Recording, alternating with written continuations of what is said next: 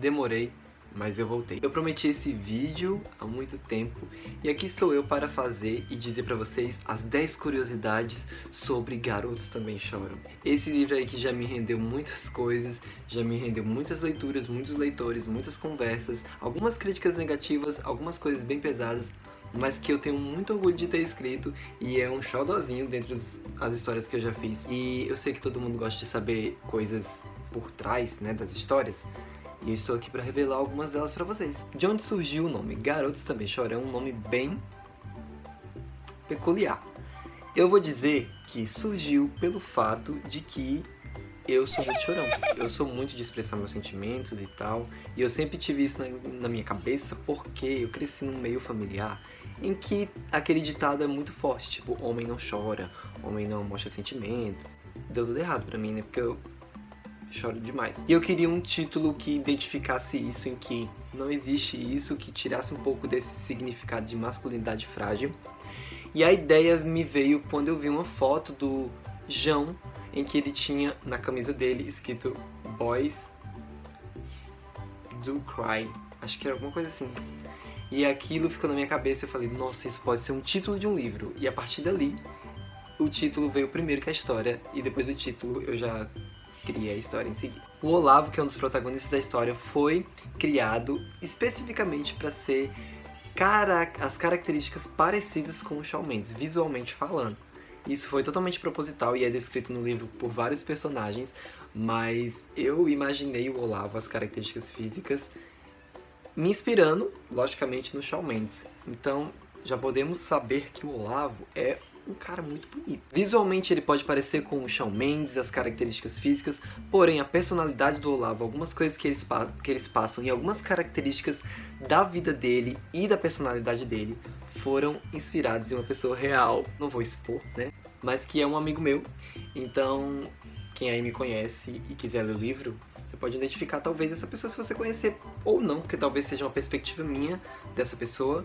E lembrando, gente, personagens são inspirados, mas não totalmente descritos como aquela pessoa. Então, rolou uma inspiração, porque foi uma época da minha vida que eu tava muito próximo dessa pessoa e me inspirei pra criar o Olavo. A ideia inicial não era para ser um romance.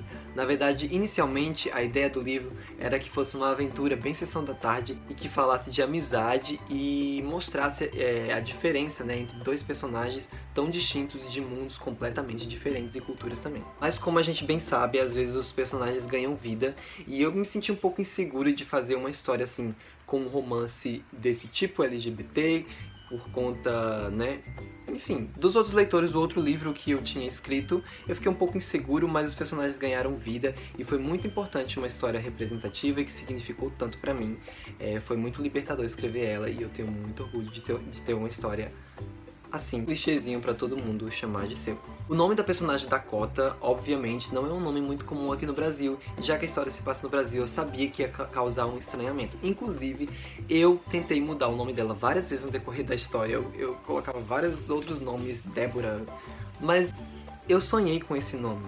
Eu sonhei que a personagem tinha esse nome, e toda vez que eu tentava mudar, eu não sentia que era personagem, então a personagem se apropriou do nome pra ela, e Dakota ficou, né, no livro. Então quem leu a versão mais atualizada do livro sabe que lá tem uma descrição que diz que os pais dela viram esse nome em uma loja de sapatos. Por isso se apaixonaram pelo nome e quiseram colocar o nome da filha assim. O que acontece muito aqui no Brasil, gente. Tem muita gente que gosta de artistas, de marcas e de nomes muito mirabolantes, principalmente aqui no Nordeste, aí acaba que coloca o nome do filho sendo aquele nome. Então é super comum, não é nada de estranho ter um nome meio americanizado aqui no Brasil. Mas também a Dakota, porque eu sou muito fã da Dakota Fanning e queria ter uma personagem com esse nome. Então é isso, tá aí a explicação. De tantas pessoas que me perguntaram por que Dakota. Já recebi muitas críticas dizendo que o livro é clichê, mas desde o início o livro era pra ser um clichê. A ideia sempre foi que ele fosse um clichê, logicamente que tratasse assuntos importantes e coisas que eu passo na minha vida e também que eu queria mostrar para as pessoas, mas a história era pra ser um clichê, porque eu sinto falta de clichês nesse universo. Uma coisa bem sessão da tarde, uma coisa bem...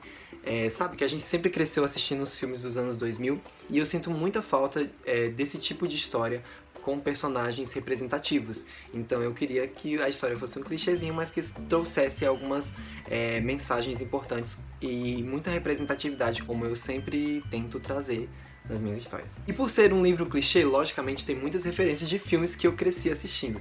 E esse especificamente tem alguns pontos da história que eu uni vários universos que eu já assisti. Então você pode encontrar muitas referências de Meninas Malvadas, de Programa de Proteção para a Princesa, Starstruck, Meu Namorado Era Uma Superestrela, Beat Somebody, Simples Como Amor, e vários outros filmes que eu peguei algumas referências de situações, de diálogos, de cenas que era para compor a história do Lee e do Olavo. Uma curiosidade bem legal e que muita gente não sabe porque não leu O Lado Obscuro que Há em Mim é que um personagem de O Lado Obscuro que Há em Mim faz uma pequena participação em Garotos Também Choram. Eu sempre tento trazer isso nesse universo, trazer alguns personagens em algumas pontinhas para mostrar que tudo se interliga, tudo faz parte do mesmo universo.